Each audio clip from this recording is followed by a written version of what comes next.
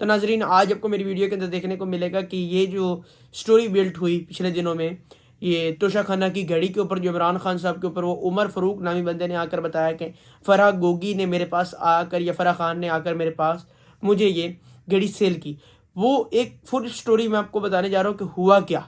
और दूसरी खबर मेरे पास और भी दीगर खबरें हैं, पाकिस्तान डिफ़ॉल्ट की तरफ किस तरह जा रहा है, और तीन चार खतरनाक खबरें, नया चीफ आर्मी स्टाफ कौन है, और शहबाज शरीफ साहब को कोरोना क्यों हुआ। ये सब देखने के लिए मेरी वीडियो एंड तक देखें। शुक्रिया। अस्सलाम वालेकुम नाजरीन, मैं आपका होस्ट रेहान खान खरल और आप देख रहे हैं मेरे यूट्यूब चैनल। तो नाजरीन, अब मैं सबसे पहले आज बात करूंगा वीडियो के ऊपर कि फ़राह खान दुबई गई थी। सबसे अहम पॉइंट यह है कि फ़राह खान अगर दुबई गई नहीं तो ये डील कैसे हुई और किस तरह हुई। अब इसके ऊपर ज़रा हम करते हैं बात और फिर आगे बताएंगे कि उमर फ़ारूक कौन है और इस तरह के मैटर डिस्कस करेंगे और आपके साथ। सबसे पहले मैं आपको बताऊं, ये जो रिपोर्ट है ये ताहिर इमरान मियाँ साहब ने इसके ऊपर बात की और फैक्ट्स सामने लेकर आए और फैक्ट्स सामने आ गए। फैक्ट्स क्या हैं, अब मैं उनके साथ आपके साथ बात करता हूँ। ये उमर फ़ारूक नामी जो कहानी बनाई गई वो इस्लामाबाद के एक बहुत ताकतवर आदमी ने बनाई है। ये आप लोगों को पता है कि वो ताकतवर शख्सियत कौन है। उस आदमी ने पहले ये पता करवाया कि घड़ी किसके पास मौजूद है, और वो पता लगा कि वो उमर फ़ारूक नामी आदमी के पास मौजूद है घड़ी इस टाइम।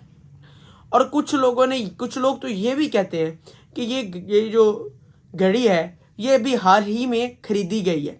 कुछ लोगों का ये भी कहना है कि ये घड़ी क्लेम करते हैं कि ये घड़ी अभी ख़रीदी गई है। इसको एक कहानी में कन्वर्ट करने के लिए कुछ चीज़ों का बहुत ख्याल रखा गया है। जो ताकतवर आदमी है इस्लामाबाद का, उसने रिकॉर्ड का बहुत ज़्यादा ख्याल रखा गया। और रिकॉर्ड के अंदर उसने ख्याल क्या रखा है, उसने ख्याल ये रखा है कि एक तो उसने फ़राह गोगी की चेक की कि वो किस तारीख को अबू धाबी में और दुबई में मौजूद थी, और उसके बाद उसने चेक किया जो उमर फ़ारूक नामी बंदा मौजूद है क्या ये भी वहाँ पे मौजूद था। उसने ये 2-3 चीज़ों का बहुत ही गौर से और बहुत ही ख्याल से इसको रखा गया और उसको देखता रहा वो। लेकिन अब इसके अंदर बात ये है करने की कि जब उसने इतना कुछ ख्याल किया और उसने देखा कि फ़राह गोगी वहाँ पे मौजूद है या नहीं है, और फ़राह गोगी साहबा जो हैं वो अबू धाबी के लिए कब पाकिस्तान से रवाना हुई, उसने दस्तावेज़ चीज़ों का बहुत ख्याल किया और वो ताकतवर हस्ती ने हर चीज़ का ख्याल रखा और उसने एक एक बारीकियों को नोट किया। और जहाँ तक बात कर लूँ उमर फ़ारूक की, तो उमर फ़ारूक के केसेस ख़त्म किए गए और उमर फ़ारूक जो पाकिस्तान के अंदर रेड लिस्ट के अंदर था क्रिमिनल्स की, वो सब केसेस ख़त्म किए गए और उसको पाकिस्तान लाने के लिए इतनी मेहनत की गई और उमर फ़ारूक के जो मुखालफिन हैं उनके ऊपर मुकदमात भी दर्ज करवाए गए। वो ताकतवर हस्ती ने की। अब ताकतवर हस्ती ने ये चेक किया कि फ़राह गोगी किस डेट को कहाँ से कहाँ गई, और फ़राह गोगी इसके अंदर मेरे पास मौजूद है कि फ़राह गोगी यूएई के लिए प्रवास भरती हैं अप्रैल 2019 में। अप्रैल 2019 में वो फ़राह गोगी यूएई में जाती हैं। तो उमर फ़ारूक को भी ये सारी स्टोरी बिल्ड की जाती है कि ये तुमने बात करनी है और फ़राह गोगी तुम्हारे पास मैं आई। लेकिन वो यहाँ पे एक चीज़ का बहुत ख्याल रखा गया कि उमर फ़ारूक भी वहाँ मौजूद होना चाहिए। उमर फ़ारूक के पासपोर्ट चेक किए गए, सारा कुछ चेक किया गया और फिर ये कहानी बिल्ड की गई। ये मैं आपको पहले बता चुका हूँ। कहानी बनाने वाले से एक छोटी सी गलती होगी। इतने ज़बरदस्त काम करते हैं, इतने पाकिस्तान और दुनिया में आपका नाम है, इज़्ज़त है पाकिस्तान और दूसरे ममालिक में, इतनी छोटी छोटी गलती तो शर्म आनी चाहिए आप लोगों को। अब उसके अंदर गलती इन्होंने क्या की, बेहतरीन फैक्ट्स यहाँ पे ये की कि जिस फ्लाइट में फ़राह गोगी पाकिस्तान से यूएई गई, नॉर्मली लोग अबू धाबी से दुबई चले जाते हैं, लेकिन फ़राह गोगी दुबई गई नहीं। फ़राह गोगी यूएई ज़रूर गई लेकिन अबू धाबी से दुबई गई नहीं। और जहाँ तक मैं बात करूँ उमर फ़ारूक की, तो उमर फ़ारूक ये बात करता है कि जब फ़राह गोगी साहब मेरे पर तशरीफ़ लेके आई तो मुझे मिर्ज़ा साहब ने कॉल की, शहजाद अकबर मिर्ज़ा ने मुझे कॉल करके कहा कि फ़राह गोगी आ रही है, उसके पास एक घड़ी का सेट है, उसको देख लो और देखने के बाद उस घड़ी के सेट को कीमत लगवाओ और उसको ख़रीद लो। जब वो ये बात करता है तो उसके बाद वो कहता है फ़राह गोगी साहब मेरे पास आई, मैंने फ़राह गोगी से सेट लिया, मैंने जाकर दुबई की मार्केट में वो सेट चेक करवाया तो मुझे उसका रेट लगा जो उसने शाहज़ेब खानज़ादा के शो में ये बातेंगी। और उसने कहा जब मुझे रेट लगा, मेरी डील डन होगी, मैंने अगले दिन ही फराग गोगी को पैसे बैंक से कैश करवाकर नेट में दिए और फराग गोगी लेकर आ गए। जबकि बात यह है कि फराग गोगी साहिबा दुबई गई ही नहीं किसी टाइम। ना वो 2019 में दुबई गई, ना वो 2020 में गई, ना 2021 में गई। फराग गोगी साहिबा दुबई गई ही नहीं। 19 को तो छोड़ दें। फराग गोगी साहिबा अबू धाबी से सीधा अमेरिका गई और वो आप लोग स्क्रीन पर देख रहे होंगे फराग गोगी साहिबा की फ़्लाइट, और फ्लाइट के नंबर तक मेरे पास मौजूद है और वो स्क्रीन पर रिकॉर्ड मैंने लगाया है। आप लोग देख रहे हैं, खुद देख सकते हैं आप लोग, और आप लोग स्क्रीनशॉट देख के अगर इसको स्टडी करना चाहिए तो अब वो भी कर सकते हैं। फराग गोगी साहब 2019 क्या 2020 2021 में भी दुबई नहीं गई। फराह खान साहिबा अबू धाबी गई। अबू धाबी से सीधी प्रवास लेकर वो अमेरिका गई और वो अबू धाबी से दुबई नहीं गई। ये बहुत बड़ी मिस्टेक होगी, जिससे जो स्टोरी उन्होंने बनाई थी वो स्टोरी फ्लॉप हो गई। ये इस स्टोरी की हकीकत है और अभी तो काफ़ी लोगों ने इसको रिपोर्ट किया है और मेरे भाई काफ़ी मेहनत कर रहे हैं जो इसको रिपोर्ट कर रहे हैं। लेकिन इस तरह की स्टोरीज जो बिल्ड की जाती हैं, मैं बचपन से ना, मेरे वाले साहब एक बात करते होते हैं और मैं उनको सुनी अनसुनी कर देता हूँ कि यार इस तरह नहीं होता, क्योंकि मैं अपने दिमाग से सोचता था। लेकिन वो जहरी बात उन्होंने टाइम गुजारा। लेकिन वो जो एक बात करते थे कि बेटा ये मुल्क है, इसके अंदर ऐसी स्टोरी बिल्ड की जाती है, ऐसी स्टोरी बिल्ड की जाती है कि आप लोग उसको हकीकत मान लेते हैं। तो मैं डेली कहता था कि यार इस तरह नहीं होता, कुछ आप लोग करते हैं, करप्शन करते हैं तो बातें बनती हैं। लेकिन अब मुझे समझ आई कि 8 महीनों में जब इमरान साहब के खिलाफ कोई मनी लॉन्ड्रिंग, कोई करप्शन, कोई केसेस इस तरह के सामने नहीं आए, तो एक घड़ी निकाली गई और उस घड़ी को डेली रंग बिरंगी कहानियों में उसको रंग किया जाता है और डेली नई तरीके से पेश कर दिया जाता है। और डेली को आता है तो कहता है जी ये घड़ी ओरिजिनल नहीं थी, ये घड़ी कॉपी हो गई। कोई कहता है जी घड़ी दुबई में बिकी, दुबई के दुकानदार ने फ़ोन किया, पूछा कि जी ये घड़ी शहजादा साहब आपकी इकलौती घड़ी है जो एक ही बनी थी पूरी दुनिया में, ये बिकने के लिए आई है, शहजादे ने वापस ख़रीद ली। इस तरह के फजूल बातें और बेबुनियाद बातें करते हैं। लेकिन वो स्टोरी बिल्ड की जाती है, वही बात मेरे वाले साहब वाली, किस मुल्क में स्टोरी इस तरह बिल्ड की जाती है कि आप लोग उसको कल हकीकत मान लेते हैं कि इस तरह का हुआ है। लेकिन अब इसी में एक और बहुत बड़ा ट्विस्ट है। उमर फारूक साहब कहते हैं कि मैंने ये $20 लाख में खरीदी। $2 मिलियन, $2 मिलियन का मतलब $20 लाख है। $20 लाख में मैंने घड़ी में ये परचेज की, जबकि मैं दुबई की कंपनी है जो कि घड़ियाँ बनाती हैं और घड़ियाँ खरीदते हैं। मेरे पास उस घड़ी का स्क्रीनशॉट मौजूद है, आप लोग स्क्रीन पर देख रहे होंगे। उस घड़ी उन्होंने 2019 में ये घड़ी लगाई थी सेल के लिए। मैंने और हमारे एक समझ लें कि सोशल मीडिया के किंग हैं और बहुत बड़ा नाम यासिर शामी ने इसको इंटेरोगेट किया, और यासिर शामी साहब का भी मैं क्लिप साथ लगा रहा हूँ कि यासिर शामी साहब ने इसको इंटेरोगेट किया। जब वो उस चीज़ पर पहुँचे तो पता चला कि वो घड़ी $2,50,000 में सेल हुई। वो घड़ी $2,50,000 में सेल हुई।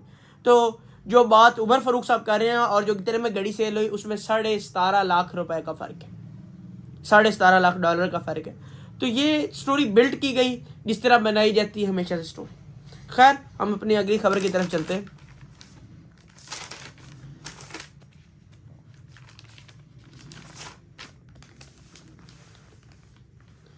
और परसों के बाद आप लोग देख लें कि जियो जंग ग्रुप ने जो इतनी बड़ी बेवकूफ़ी की है, आप स्क्रीन पर देख रहे होंगे। जियो जंग ग्रुप का एक अखबार छपा, जिसके अंदर अखबार में उन्होंने एक ऐसा कार्टून बनाया और वो कार्टून सिर्फ रावलपिंडी के अखबार में छापा गया। ना वो कार्टून कराची के अखबार में है, ना कार्टून लाहौर के अखबार में है, ना वो कार्टून मुल्तान के अखबार में है, ना वो कार्टून इंग्लैंड के अखबार में है।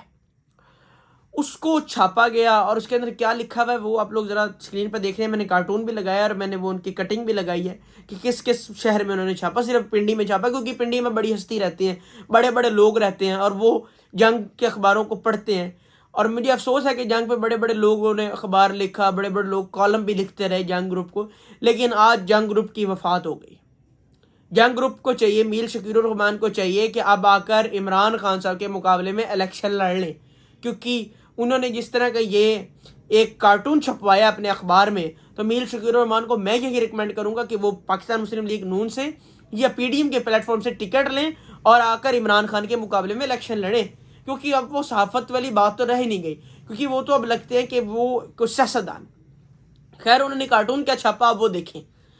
मीर शकील रहमान साहब ने कार्टून ये छपवाया पिंडी वाले अखबार के अंदर कि इमरान खान साहब अवाम से बात कर रहे हैं। अवाम किसको बनाया गया? गधों को। गधों को अवाम बनाया गया और उसके अंदर जो कुछ लिखा हुआ वो आप स्क्रीन पर पढ़ रहे हैं कि पहले परवेज इलाही सबसे बड़ा डाकू था, अब परवेज इलाही आपका चाचू है। इस तरह के अल्फाज लिखे हुए हैं। लेकिन अब आप लोग ये ज़रा पढ़ लें कि अब ये जियो जंग ग्रुप कर क्या रहा है। जियो जंग ग्रुप खुल के सामने आ गया कि यह पोजीशन है, ये पीटीआई की पोजीशन है। तो फिर आप लोग शाहजेब खानजादा के शो पर किस तरह बिलीव कर सकते हैं जिस टाइम जियो ग्रुप इतना खुल के सामने आ रहा है। तो मीर शकीर रहमान साहब, आप आकर ये मेरी आपकी बहुत बड़ी एडवाइस है आपके लिए कि आप आकर इलेक्शन लड़ें, सीआईए छोड़ देगा। और अब बात करते हैं कि शहबाज शरीफ साहब को कोरोना किस वजह से हुआ। सबसे पहले तो हम शहबाज शरीफ साहब के लिए नेक ख्वाहिशात करते हैं और शहबाज शरीफ को साहब को अल्लाह जल्द सेहत अता करे, क्योंकि किसी की बीमारी के ऊपर आपको पॉलिटिक्स या आपको अपनी सहाफ़त से अल्लाह बचाए। जो किसी को बीमार है अल्लाह उसको सेहत दे, और हमारी दुआ है कि शहबाज शरीफ साहब जल्द से सेहतियाब होकर हमारे दोबारा आकर ऑफिस में बैठें और काम करें अपने ऑफिस में। लेकिन अब ये बात करते हैं कि शहबाज शरीफ साहब जब यहाँ से लंदन गए, वहाँ पर शहबाज शरीफ साहब गए, शहबाज शरीफ का 12 घंटों का क़याम था वहाँ पे, लेकिन शहबाज शरीफ ने उस क़याम को 12 घंटे से 3 दिन में बदला। 3 दिन के बाद शहबाज शरीफ साहब जब वतन वापस आते हैं तो चीफ आर्मी स्टाफ का डिसाइड हो जाता है और मियाँ नवाज शरीफ साहब इनको नाम के ऊपर टिक लगा कर देते हैं। मियाँ नवाज शरीफ साहब खुद सिलेक्शन नहीं करते।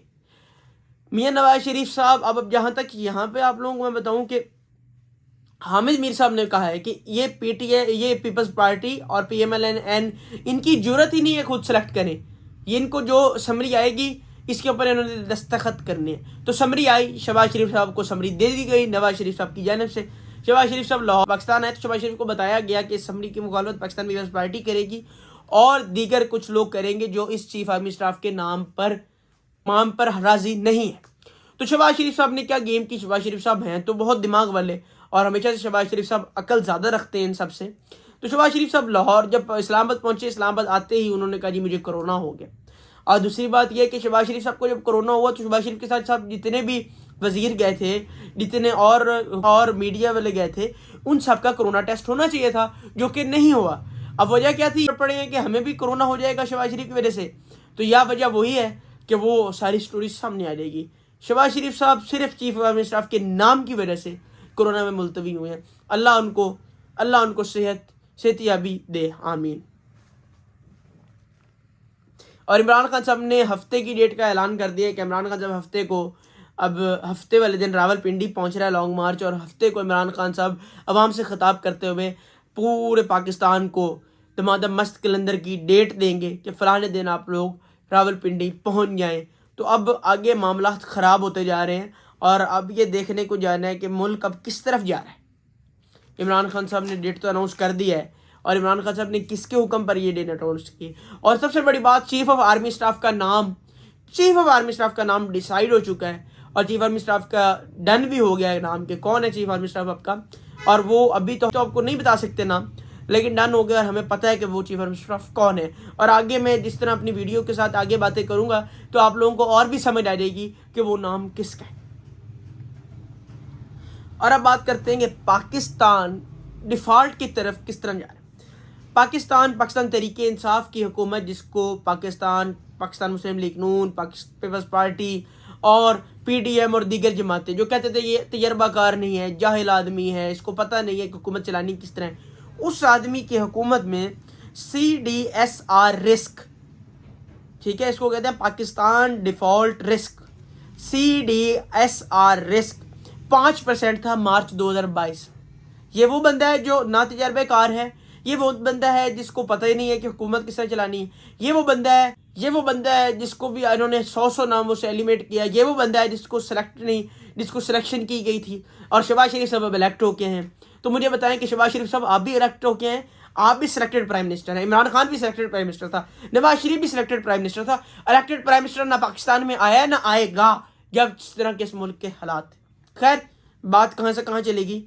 पीडीएम और पीपल्स पार्टी की हुकूमत के अंदर CDSR रिस्क 75% 15 नवंबर 2022 की रिपोर्ट में आपको दे रहा हूं। मार्च 2022 में 5% और 15 नवंबर 2022 को 75%।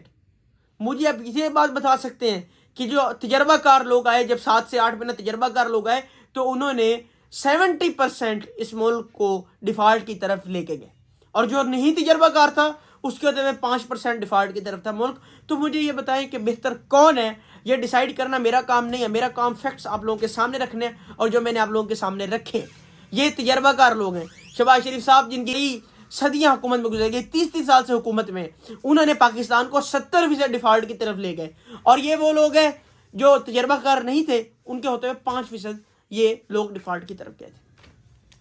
अब आगे बात करते हैं। ये हुकूमत अब आर्मी के कवानीन के अंदर तब्दीली करने जा रही है। जो आर्मी एक्ट है उसके अंदर चेंजेस करने जा रही है। चेंजेस कहाँ करने जा रही है? आर्मी एक्ट के अंदर section 176 title sub section 2A के अंदर ये चेंजेस करने जा रहे हैं। यहाँ पे 2A सेक्शन की लाइन A के अंदर यहाँ पे वज़ीर-ए-आज़म के पास ये अख्तियार है कि वज़ीर-ए-आज़म किसी भी अफसर को, रिटायर्ड होने वाले को रीअपॉइंटमेंट कर सकते हैं, जिसको हम एक जुबान में कहते हैं कि एक्सटेंशन दे सकते हैं। अब उसको चेंज कर कर उस रीअपॉइंटमेंट की जगह एक और लफ्ज रखा जा रहा है, उस लफ्ज का नाम है रिटेन्ड।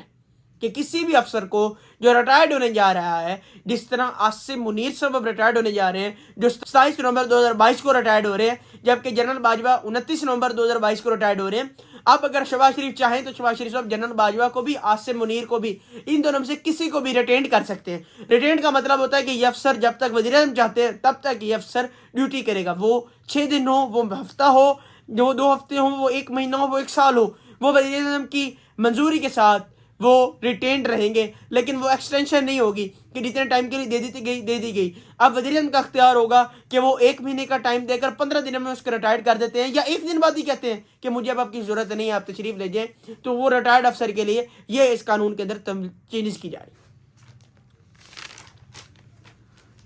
और एक और बहुत बड़े एंकर, बहुत बड़ा नाम रिकॉर्डिंग के साथ चल रही है, मुबशर लुकमान साहब की मैं बात करने जा रहा हूँ।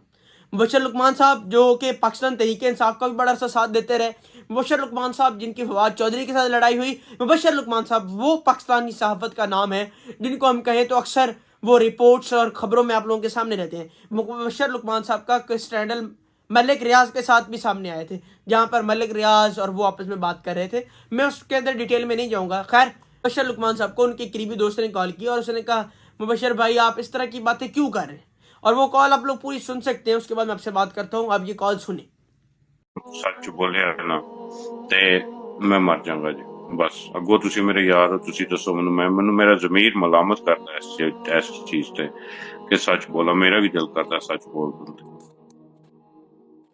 चलो वो तो ठीक है गल, लेकिन एक गल भी है ना कि तुसी खामोश हो जाओ। फिर चलो तुसी एक साइड ते है मामला ना, तो दूसरी साइड ते कम से कम खामोश हो जाओ। जेडे आजकल तुहाडे बहुत ज्यादा देखो देख ही रहे हैं प्रोग्राम थोड़े देखने, थोड़ा जिहा ओहदे च थोड़ा फिर हत्थ हौला कर जो, कम से कम कुछ ना कुछ यार तो चलो। जिन्ना पैसा दिता है भैया, जिन्ना पैसा दिता है वो मेरे को लेंदे ने पे काम, ते हुण मैं सच बोलांगा ते समझो कि मैं अपने आप नू गोली मारन वाला काम है। बस होर ते कुछ नहीं हो सकना मेरे। बस तुसी जो मैनू मजबूरी कर दे हो ना पे कि मैं सच बोला, ते फिर यही है कि तुसी सारे मेरे जनाजे ते आ जाइयो। फिर सच ते होना है, जे मैं सच बोलांगा ना ते जनाजा ही होएगा जी। फिर ते मैं तुहानू दसां। तो मुबशर लुकमान साहब ने ये सारी बातें की, और मुबशर लुकमान साहब आप वाज़ह सुन सकते हैं कि मुबशर लुकमान साहब कह रहे हैं कि अगर मैं सच बोलता हूं तो मेरे जनाजे पे आने के लिए आप लोग तैयार हो जाएं। ये पाकिस्तान की हकीकत है, ये सच बोलने वालों की हकीकत है कि सच बोलने से हमें इतना डर लगता है कि सच बोला तो फंदा हमारे गले में, सच बोला तो किसी चौक चौराहे पे मार दिया जाएगा, और हम उसके खिलाफ हमारे घर वाले FIR भी दर्ज नहीं करवा सकेंगे। ये पाकिस्तान की हकीकत है। हमें कीड़े मकोड़े समझा जाता है, कीड़े मकोड़ों से बुरा हाल है हमारा, कूड़े मकोड़ों से बुरा हाल है। हम सच बोलेंगे तो मार दिए जाएंगे। अरशद शरीफ को मार दिया गया, सामने आज तक नहीं आया और न आएगा। जहां पे बेनजीर और लियाकत अली खान जैसों के नाम, कातलों के नाम सामने नहीं आए, तो आप सोचते हैं कि अरशद शरीफ का काम नाम सामने आएगा?